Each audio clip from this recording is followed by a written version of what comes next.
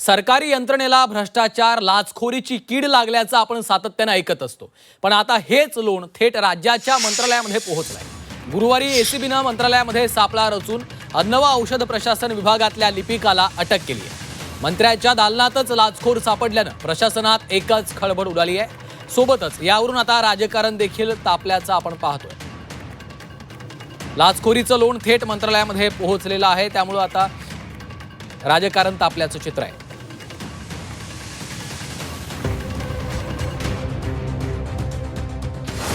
लाचखोरीचं लोण थेट मंत्रालयात. लिपिक राजेंद्र ढेरंगेला लाच घेताना रंगेहात अटक. कॅबिनेट मंत्र्यांच्या दालनात लाचखोर पकडल्यानं खळबळ. सरकारी कार्यालयात अधिकाऱ्यांनी लाच घेणं तसं नवं नाही, पण आता हे लाचखोरीचं लोण थेट मंत्रालयापर्यंत पोहोचलंय. गुरुवारी संध्याकाळी एसीबीनं मंत्री नरहरी झिरवाळ यांच्या दालनातील लिपिक राजेंद्र ढेरंगेला अटक केली. 35,000 रुपयांची लाच स्वीकारताना ढेरंगेला रंगेहात पकडण्यात आलं. मेडिकल परवाना निलंबन रद्द करण्यासाठी एका व्यक्तीकडे त्यानं 50,000ची मागणी केली होती. त्यातील 35,000ची लाच घेताना एसीबीनं सापळा रचून ही कारवाई केली आहे. दरम्यान खुद्द कॅबिनेट मंत्र्यांच्या दालनात एसीबीचा छापा पडल्यानं प्रशासनात खळबळ उडाली आहे. मंत्रालयात 10,000पर्यंत रोकड नेण्यास परवानगी आहे. 10,000पेक्षा जास्त रोख रक्कम बाळगण्यास मनाई आहे. लाचखोरी रोखण्यासाठी मर्यादा निश्चित करण्यात आल्याची माहिती आहे. मंत्रालयाच्या प्रवेशद्वारावरच तशी विचारणा केली जाते. कॅमेरा, इलेक्ट्रॉनिक वस्तू, धारदार वस्तू नेण्यास मनाई आहे. मंत्रालयात जाताना 10,000पेक्षा कमी रोख रक्कम बाळगावी, अन्यथा सुरक्षेच्या कारणास्तव अडचण येऊ शकते. लाचखोर लिपिक राजेंद्र ढेरंगेला अटक केल्यानंतर झिरवाळ यांचं कार्यालय सील करण्यात आलं.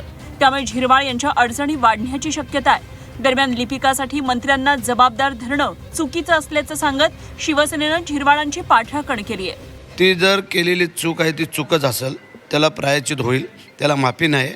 आणि झिरवाळ साहेबांशी आम्ही चर्चा करतो, कारण कालपासून आम्ही दिल्लीत आहे, आम्हाला त्याची काही कल्पना आता तुम्ही सांगताय ते आम्ही ऐकतोय.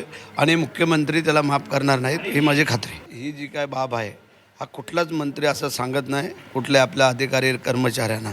एखादा चुकीचं करत असेल त्या मंत्र्यांनी त्याला पाठीशी घालू नये, हा तुमचं म्हणणं बरोबर आहे. परंतु त्या अधिकाऱ्याने किंवा कोणी केलेलं कारनामा हा मंत्र्यांनी भोगावा हे आम्हाला वाटत नाही. परंतु त्याला चुकीला माफी नाही एवढं आम्ही तुम्हाला सांगतो. झिरवाळांच्या कॅबिनमध्ये काल जेव्हा एका क्लर्कला पकडलं गेलं, त्याच्यावर जी रेड झाली त्याचं समर्थन कोणी करणार नाही. परंतु असे जर प्रकार घडत असतील तर निश्चितच आता मंत्रालयसुद्धा लाचेपासून सुरक्षित नाही असा त्याचा अर्थ होतो. म्हणून आम्ही तर सांगेल की अशा सर्व जे काही असे कर्मचारी असतील ज्यांच्याबद्दल थोडी शंका असेल अशा कर्मचाऱ्याला मंत्रालयातून आता बाहेर फेकलं पाहिजे. दरम्यान या कारवाईवरून विरोधकांना मात्र वेगळाच संशय आहे. झिरवाळांना बदनाम करण्याचं हे कारस्थान असू शकतं अशी शंका विरोधकांनी व्यक्त केली आहे. सन्माननीय आदरणीय नरहर झिरवळ औषध प्रशासन मंत्रालय, बरं त्यांना त्यातलं काय कळतं मला माहीत नाही, पण त्यांचे अनेक किस्से माझ्याकडे आहेत. कुठला ट्रक सोडा, कुठलं कंटेनर सोडा, असे जे अधिकाऱ्यांना फोन करून सांगत असतात ना, ते सगळ्या प्रकारचं तिथे कार्यक्रम चालतात. त्याच्यामुळे जे पकडलेले आहेत ते फार किरकोळ लोक आहेत. अँटी करप्शननं त्यांच्या सूत्रधारापर्यंत पोचलं पाहिजे एवढंच मी सांगेन. बीजेपीचं हे षडयंत्र असू शकतं नरहरी झिरवाळ यांना त्या ठिकाणी बदनाम करण्याचं. पण त्याच्या पलीकडे माझं ठाम मत असं आहे की आत्ता मंत्रालयामध्ये ह्याच गोष्टी सुरू आहे.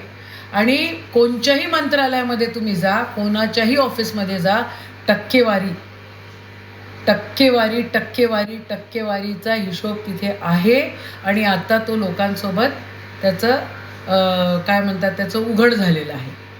तर प्रत्येक मंत्र्याच्या ऑफिसमध्ये ह्या गोष्टी मोठ्या प्रमाणामध्ये महाराष्ट्रामध्ये सुरू आहे. टक्केवारीचं सरकार त्या ठिकाणी बसलेलं आहे असंच मी म्हणेन. झिरवाळांनी आपल्या कार्यालयातील लाचखोरीचा प्रकार चुकीचा असून कुणालाही पाठीशी घालणार नसल्याचं स्पष्ट केलंय. सोबतच लाचखोरीची लिंक आपल्याशी जोडली गेली तर राजीनामा देऊ असंही स्पष्ट करून टाकलंय.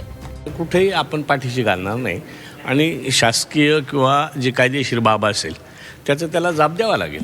जर खरंच माझ्याशी त्याची लिंक जोडली गेली तर मी राजीनामा देईल. पण सर एक नाही, पण प्रश्न असा आहे तोपर्यंत की चौकशी आता ज्यानं केलं त्याला तर त्याची सजा लगेच भोगावं लागते. त्याच्यातून काही निष्पन्न निघालं तर माझ्यापर्यंत जर जबाबदारी आली तर मी राजीनामा देईल. मंत्री नरहरी झिरवाळांच्या दालनामध्येच लाचखोर पकडल्यानं एकच खळबळ उडाली. त्यामुळे झिरवाळ यांच्याही अडचणीत वाढ होण्याची शक्यता असल्याचं बोललं जात आहे.